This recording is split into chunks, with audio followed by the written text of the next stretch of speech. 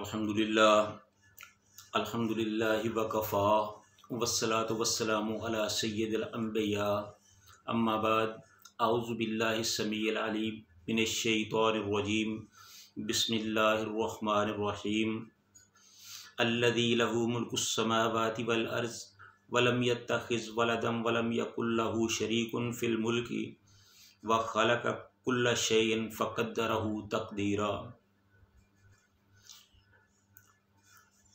वही ज़ात है जिसकी बादशाही है आसमानों में और ज़मीन में। वलम यत्तखिज़ वलदन, और नहीं बनाई उसने कोई औलाद। वलम यकुल लहू शरीकुन फिल मुल्क, और ना कोई उसकी बादशाही में उसका कोई शरीक है। व खलक़ कुल्ल शैइन, और उसी ने हर चीज़ को पैदा किया। फ़क़द्दरहू तक़दीरा, और फिर उसी ने अंदाज़ा मुकर्रर किया, पूरा अंदाज़ा। हर किस्म की हम्द व सना अल्लाह ताला की ज़ात के लिए, जो सारे जहानों का खालिक व मालिक और रब्बे अर्ज़ व समा है। और लाखों करोड़ों दुरूद व सलाम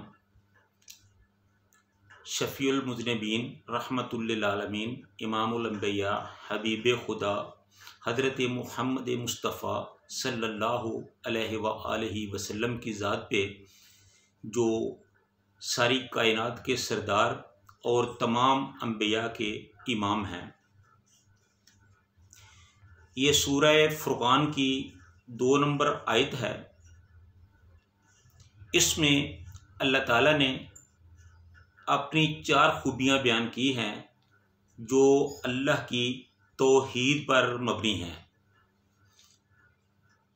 अल्लाह ताला ने फरमाया अल्लज़ी लहू मुल्कुस समावाति वल अर्ज़।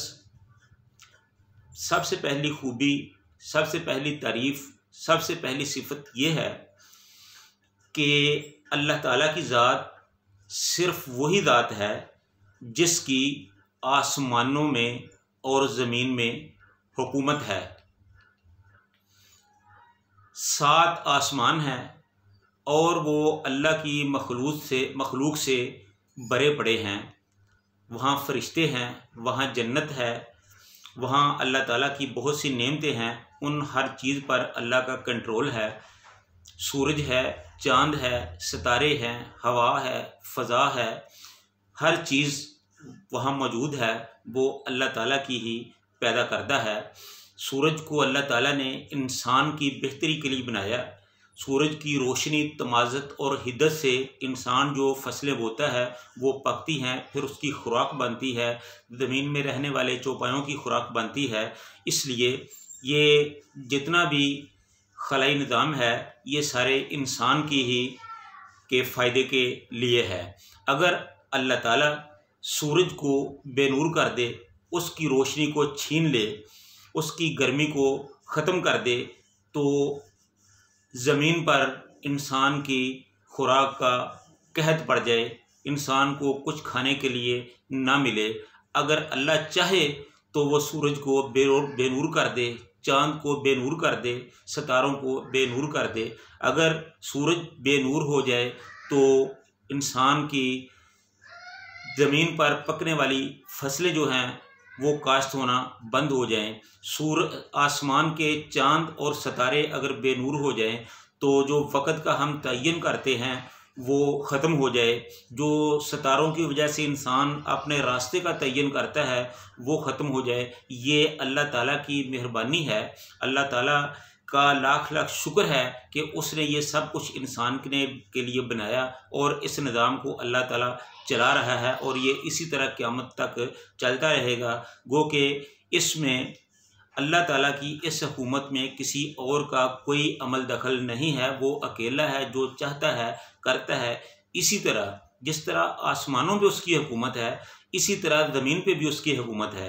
अल्लाह ताला ने ज़मीन पर पहले इधर पानी था, फिर यहाँ ज़मीन बनाई, फिर उसके ऊपर पहाड़ों को कायम किया, फिर दरियाओं को रवां किया, फिर सहरा की वसतें बनाई, फिर जंगल और बियाबान बनाए, फिर हैवान, नबातात, जमादात, इंसान, जिन, ये सारी मखलूक़ात बनाई गई। तो अगर अल्लाह चाहे तो समुद्रों को खुश्क कर दे, अगर अल्लाह चाहे तो पहाड़ की चोटियों को ख़त्म कर दे, अगर अल्लाह चाहे तो दरियाओं की रवानी को ख़त्म कर दे, अगर अल्लाह चाहे तो सहराओं की वसतों को ख़त्म कर दे। तो ये सारी चीज़ें अल्लाह ही के कंट्रोल में है, वो जो चाहता है कर देता है। लेकिन ये सारी चीज़ें इंसान के लिए अल्लाह ताला ने बनाई, एक निज़ाम को चलाने के लिए बनाया। ये क़यामत तक ऐसे ही चलता रहेगा। ये अल्लाह ताला खुद करता है। अल्लाह ताला किसी का मोहताज नहीं है। अल्लाह ताला को अपनी हुकूमत के चलाने के लिए ना आसमान में से ना ज़मीन से किसी की मदद की कोई ज़रूरत नहीं। जब उसको कोई काम करना होता है तो वो कहता है कुन फयकून, हो जा, बस वो हो जाता है। यही अल्लाह ताला की ताकत है, यही अल्लाह ताला की मशीयत, मर्ज़ी, हैबत, जलालत और उसकी रिफ़त और उसके शान की बुलंदी है। वो जो चाहता है कर गुज़रता है, उसे कोई पूछने वाला नहीं, उसे कोई रोकने वाला नहीं, उसे कुछ कहने वाला नहीं। वो अपनी मर्ज़ी का मालिक है। लिहाजा अल्लज़ी लहू मुल्कुस समावाति वल अर्ज़, अल्लाह ताला की ही हुकूमत है आसमानों में और ज़मीनों में। वलम यत्तखिज़, दूसरी सिफत उसकी ये है कि वलम यत्तखिज़ वलदा, उसने किसी को अपनी औलाद नहीं बनाया। ना उसका कोई बेटा है, ना बेटी है, ना बीवी है, ना माँ बाप है, ना घर बार है, उसका कोई ख़ानदान नहीं। वो यकता है, वो तन्हा है, वो अकेला है।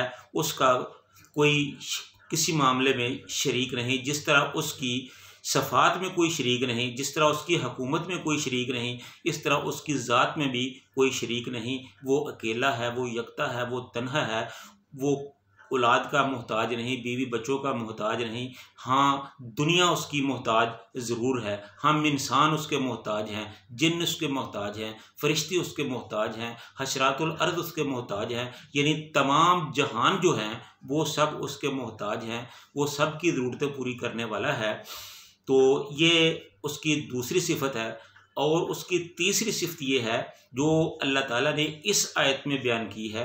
वो फरमाया वलम यकुल्लहु शरीकुन फिल मुल्क, और उसकी बादशाही में भी कोई शरीक नहीं है।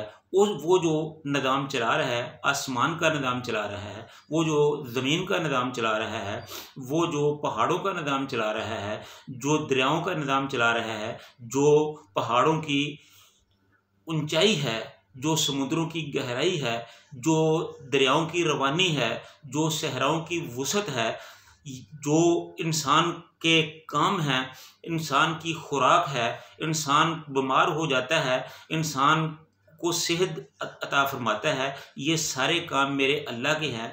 अल्लाह ने किसी को अपना वज़ीर नहीं बनाया, मशीर नहीं बनाया कि तुम मेरे वज़ीर सेहत बन जाओ। फ़लाँ आदमी बीमार हो जो उसको शफा देनी है, उसको किसी को वज़ीर खुराक बनाया हो कि फ़लाँ आदमी भूखा है उसको खाना खिलाना है। नहीं, अल्लाह ताला ने अपने मामलात में किसी को अपना शरीक नहीं बनाया।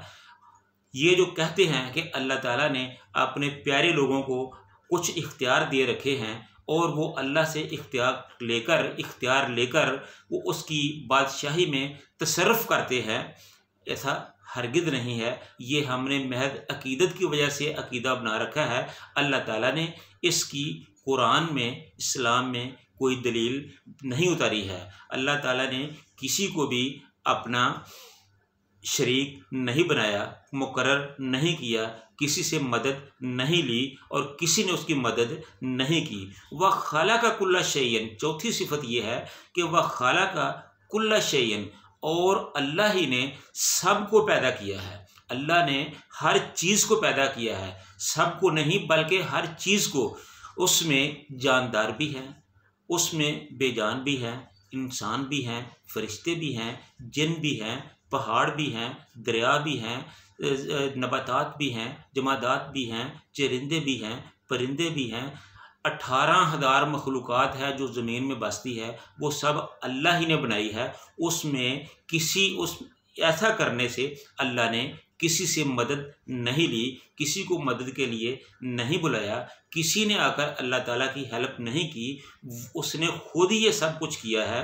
कुन फयाकून कहकर खुद ही अपने सारे काम किए हैं। जब उसने सबको पैदा किया है तो फिर फ़क़द्दरहू तक़दीरा, फिर उसके बारे में एक अंदाज़ा मुकर्रर किया, पूरा पूरा अंदाज़ा कि इसने कहाँ से खाना है, कहाँ से पीना है, कितना जीना है, कब मरना है, कहाँ रहना है, क्या करना है, कैसी इसकी शक्ल सूरत होगी, कैसे इसके हाथ पाँव होंगे, इसके कैसे रंग होंगे, इसका कौन सा इलाका होगा, ये कहाँ फौत होगा, ये कहाँ पैदा होगा। ये सारी चीज़ें ये तकदीर की चीज़ें हैं, तकदीर में अल्लाह ताला ने लिखी हुई हैं और इसमें भी अल्लाह ताला ने किसी और को शामिल नहीं किया। ये अल्लाह ताला ने अपनी मर्ज़ी से ही सब कुछ किया है। तो इसलिए अल्लाह ताला की हकूमत में, अल्लाह ताला की हुकूमत है आसमानों में और ज़मीनों में, और अल्लाह ताला के का कोई ख़ानदान नहीं है, उसने कोई अपनी औलाद नहीं बनाई,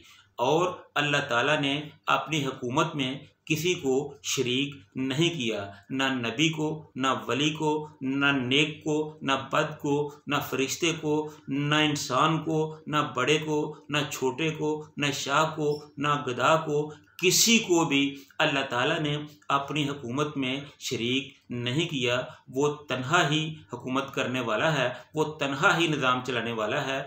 व खलक़ कुल्ल शैइन, और उसने इन तमाम जहानों में तमाम मखलूक़ात को, हर चीज़ को खुद ही पैदा किया है। उसने किसी से मदद नहीं ली, किसी ने अल्लाह की मदद नहीं की। अल्लाह ताला ने खुद ही उसकी तकदीर लिखी, खुद ही उसका अंदाज़ा मुकर्रर किया, किसी को उसमें शामिल नहीं किया। तो वो अल्लाह वहदहू ला शरीक है, अपनी ज़ात में भी ला शरीक है, अपनी सफ़ात में भी ला शरीक है। वो जो चाहता है कर गुज़रता है, उसको कोई रोकने वाला नहीं है, उसको कोई पूछने वाला नहीं है, उससे कोई सवाल करने वाला नहीं है। वो अल्लाह मालिकुल मुल्क है, वो अल्लाह ज़ुल जलाल वल इकराम है, वो सत्तार है, वो कहार है, वो जब्बार है, वो मुतकब्बिर है, वो हर चीज़ का खालिक व मालिक है, वो हर काम अपनी मर्ज़ी से करने वाला है, वो किसी का मोहताज नहीं है। तो अल्लाह ताला से दुआ है कि ए अल्लाह इन तमाम मामलात को समझने की तौफ़ीक अता फ़रमा। ए अल्लाह हमें तौफ़ीक दे कि हम इन तमाम मामलात को समझ कर इस पर अमल कर सकें। अल्लाह ताला हम सब को हक़ और सच बयान करने की और फिर उसको समझ कर अमल करने की तौफ़ीक अता फ़रमाए। व आखिरु दावाना अनिल हम्दुलिल्लाहि रब्बिल आलमीन।